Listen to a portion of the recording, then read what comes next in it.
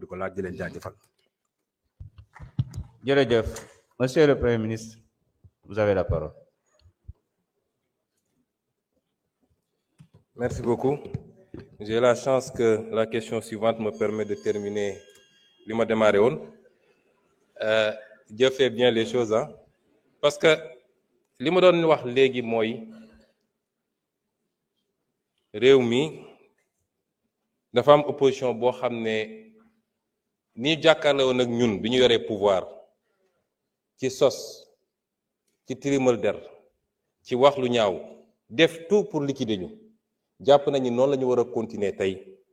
sauf que bëri na loo xam ne ñemeetuñ ko. Am na député boo xam ne fii bokk na ci ñi daw tey fii la taxaw ne Ousmane Sonko rebelle MFDC am naa preuve bi duñ ko jox réew mi et cetera. Est-ce que tey sañ na taxawaat wax ko? Du ko ñeme. Téeméeri fi tam ñëpp foofu la ñu wutee ndax man li ma daan wax bi may nekk opposition damay taxaw wax ko assumer ko mais dañuy dem fay ay nit ñii ay journalistes lañu ñii ay soi-disant chroniqueurs ne leen dem leen di diffuser de fausses nouvelles dem leen di sos ci nit ñi. léegi wax nga affaire 300 les policiers lu ne dégg nañ ko ci policiers yooyu recrutement politique la woon li ci ëpp. Policier boo xam ne amul benn niveau d'étude mënul bind turam ñu jël ko dugal ko ci suñu police loolu am na ci du ma ne ñëpp la ak yeneen bi débat bi posé woo ñu xool cas yi c'est pas l'autorité politique même qui a décidé c'est leur propre hiérarchie qui a fait la proposition ne lii matalul charte police. mënuñu koo bàyyi suñu biir, ça nous pose problème. C'est la propre hiérarchie policière qui a fait la proposition. Ça n'a rien de politique. suñu ñëwoon fekk fi policiers yoo xam ne seeni kilifa dañ koo valider ne lii la ñu soxla it dañ leen di bàyyi ñu continuer dem. ngeen bëgg a utiliser loolu en pensant que c'est un secteur sensible, c'est des gens qui ont une formation qui peuvent demain se sortir manifester xeex ak alkaati ngeen nekk ci yooyu. c'est-à-dire suba ba ngoon jot seen ñaan mooy réew mi déstabiliser wu pour ñu ne problème am na fi. Et vous faites feu de tout bois. Et vous utilisez souvent, malheureusement, des gens que je qualifie d'inconscients. Nous sommes plateau yi di wax. Par rapport à la question posée par l'honorable député, dama wax sànq ni la politique pénale est définie par le pouvoir exécutif. Ci domaine bii maanaam annoncé ko Sénégal yépp nag désormais la politique pénale c'est zéro tolérance en la matière. ma wax ko ñëpp sur le fondement de la constitution de la République du Sénégal non contre Pape Djibril Fall amoo sañ-sañ xëy rek dugg ci moom dugg ci këram tudd jabaram tudd doomam saaga ko wax lu ne au nom de la politique. Est-ce que vous l'accepterez vous? Il faut mu jeex ci réew mi. Ce sera zéro tolérance désormais dans ce pays. Diffusion de fausses nouvelles, ce sera zéro tolérance dans ce pays. Que chacun assume. On vous garantit à tout le monde la liberté d'expression. Mais on ne vous garantit pas ce qui va suivre après. Ku nekk na assumer lu muy wax. Kenn ragalu fi opposition. La preuve, je suis le premier ministre qui vient le plus à l'Assemblée. Depuis que je suis en politique, j'ai toujours invité les gens au débat public. Fii laa daan taxaw, j'étais un député de Pastef. Assemblée bi fees fii laay taxaw wax li may wax teg samay fait teg samay chiffres. Donc nous on n'a pas peur du débat. Mais lii ngeen bëgg a nekkee ci réew mi suñ ko bàyyee fi muy jëm du yoon. Te nag kenn ku ne na koy natt ci boppam. Le juge bi nga xam ne andil nañ ko nit kooku avouer devant le juge ni lii maa ko wax maa ko def mu soofantal ko relaxé ko ne c'est pas grave te juge boobu buñ ko waxoon le 10e de ça ñu ne outrage à magistrat loolu du yoon. Sénégalais yépp am droit à la même dignité, à ce que leur honneur soit préservé et sauvegardé. Et c'est la responsabilité de l'État et du pouvoir exécutif de veiller à ça. Et celui qui publie, tout le monde est libre de publier. Si nous avons une liberté de la presse, moi, dañu tere nit ñi ne leen kenn dootu fi publier, kenn dootu fi wax. Chaque jour, antenne yi ubbeeku na. Chacun est libre de publier, chacun est libre de parler. Mais ci la ngay wax ak la ngay jëf, suñ la nee Ousmane Sonko sàcc na nga am preuve bi Ousmane Sonko sàcc na boo ko publier wul baakaar la da nga ko war a publier mais boo amul firnde ni Ousmane Sonko sàcc na bul dem bind ne Ousmane Sonko sàcc na. Le journalisme aussi c'est le contrôle la vérification de l'information. Maintenant ñi nga xam ne dañoo am organe de presse yor parti politique ba mënul am 1% nga bëgg ko transposer ci sa organe de presse ne mooy sa meetingukaay bis mu ne nga jël say nit teg ne leen wax leen kooku ce n'est plus de la presse c'est de la politique il faut l'assumer. Pour ce qui est maintenant de solution yi communication mi ngi ci. L'État a le devoir de garantir à tous les citoyens les libertés yi constitution bi accordé, liberté d'aller et venir, liberté d'association, liberté d'opinion. Mais l'État a le devoir également de l'encadrer. Il y a un travail éducatif, certes, parce que li xew dernièrement suñu société te man je suis logique avec moi-même, j'ai été opposant mun ngeen génne samay vidéo yu bari yu ma wax ak samay militants ne leen santuma kenn saaga ak xaste parce que loolu du suñu ADN man dama bokk fi ma bokk man ñun xamuñu saaga suñu jotee sumeeku régler li ñuy régler ba pare ku nekk solaat dem sax moo ñu gën a taxaw di saaga xamuñu loolu. Et j'ai toujours dit à mes militants tere naa ku wootew ci man di wër di xaste di saaga ak ku munti doon ça on est constant avec nous-mêmes mais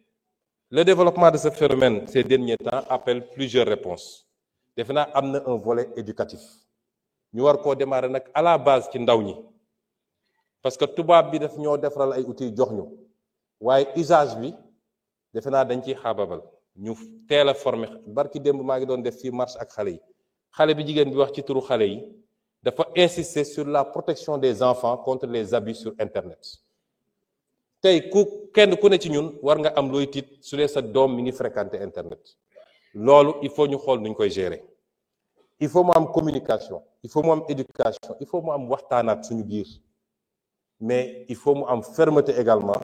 dans la gestion de certaines dérives loolu mënul ñàkk ci mbir mi également ma dellu si waat aussi ci li ñu wax ci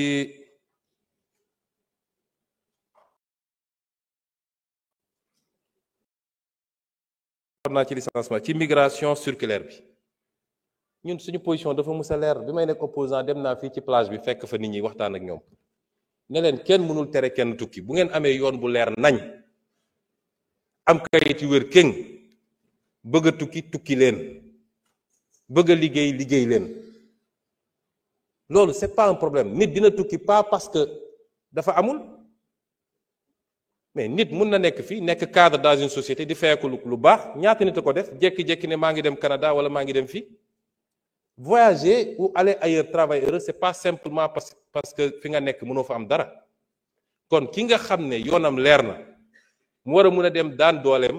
kenn du ko gàllankoor dañ koy bàyyi mu dem dañ koy sax encourager mu dem liggéey ñëw la ñuy bañ mooy jël désert bi wala jël géej gi di risquer sa vie te loolu on va continuer à y apporter des solutions merci beaucoup. Merci beaucoup. Honorable Koumba Ndiaye, vous avez la parole.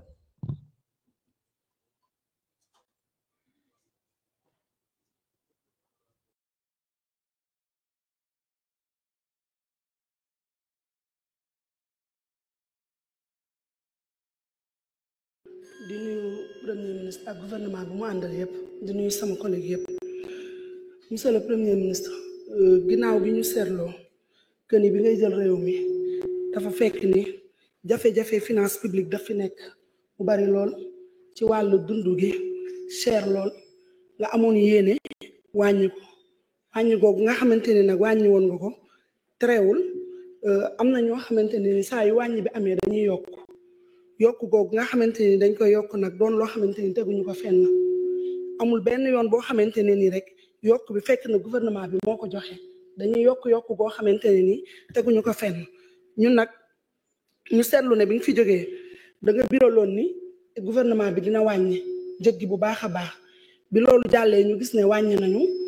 ci ceeb bi wàññi boo xamante ne ni Sénégalais yëpp seetlu nañ ne mosul am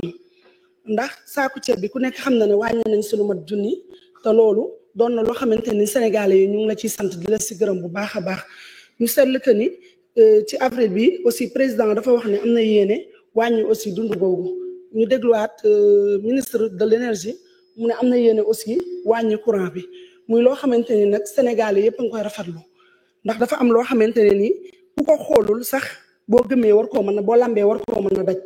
ku ne xam na ni yéen a ngi liggéey te Sénégalais yi ñu ngi leen di wax que ni ngeen doxal nit ku nekk nag li mu am loolu lay maye ki am lu baax lay maye ki am leneen loolu lay maye kon jarul ñu nekk fi di tontonteeg ñoom man nag sama question mu ngi nekk si wàññi boobu nga xam ne wàññi ngeen ko naka ngeen di def ba wàññi bi sax dàkk bañ a doon loo xamante ne nii luy delluwaat la ndax suñu wàññee tey suba ñu delloowaat ko loolu aussi jafe-jafe lay doon ñu ngi laaj itam naka ngeen def ba am xarañteefu lu matut at ngeen nekk fi fekk fi ay jafe-jafe ngeen wàññi boobu noonu ñu ngi koy Sénégalais aussi ñu ngi koy moo nekk sama question sama beneen question aussi moo nekk que ni naka ngeen di def ba wàññi boobu su amee du dellu siwaat ndax wàññi tey suba prix yi yokkuwaat loolu itam jafe-jafe la may laaj aussi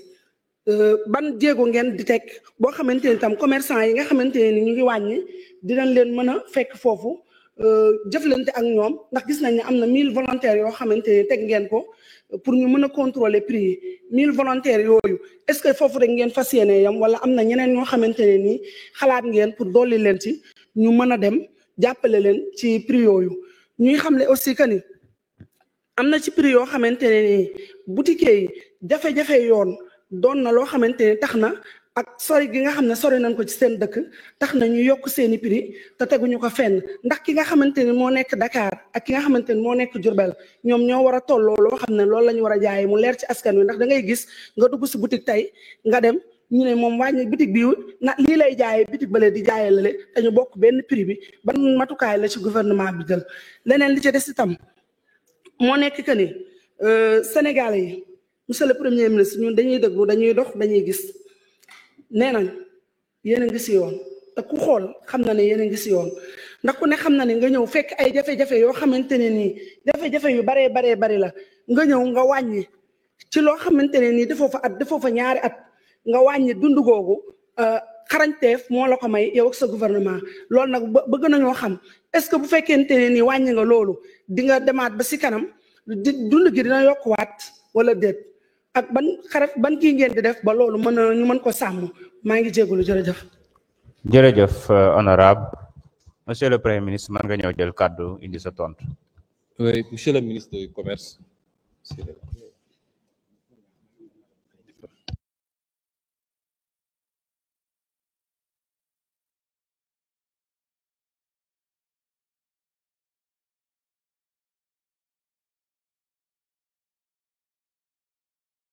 Honorable député ci laaj bi nga laajte muy laaj bu am solo yow tàmbale nga sa kàddu ci fàttali situation bi ñu fekk réew mi parce que effort bu nit di def balaa nga koy mën a natt dëgg nga natt ko ci jamonoom ci ban situation la ñu fekk réew mi muy situation bu xaw a doy waar yéen ñëpp gis ngeen ñi fi nekkoon li ñu def ak li ñu bàyyi ci réew mi ba tey jii mën naa ne Sénégal ci demu boppam dong lay demee ndax lu bari ci loo xam ne ci jëflante gi la woon xaw naa xajam waaye ñu ci sant yàlla waaye ànd ak loolu yépp dafa am ay priorités yu ñu dégager muy priorité yu am solo bokk na ci priorité yooyu mooy nu ñuy fexe ba yenn yi nga xam ne yitte la ci sénégalais yitte bu am solo yitte boobu ñu fexe ba nuñ ko gën a oyofale dund gi nag ci la bokk dund gi soo ko tuddee daanaka lu yaatu la mais am na lu ñu mën a wax les biens de première nécessité ndax dund gi lépp